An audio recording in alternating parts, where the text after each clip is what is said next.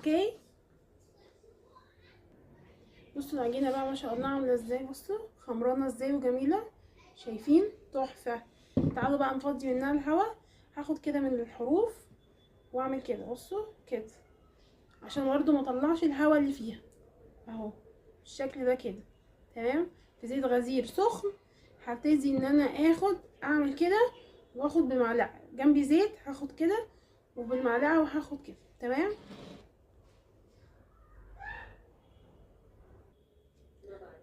طا وده الشكل طبق الزلابية بتاعي بعد لما خلص. حلو جدا، بصوا جمال، تحفة، ما خدش 10 دقايق، عملناه بسرعة بسرعة، كان في منتهى الجمال، جميل جدا.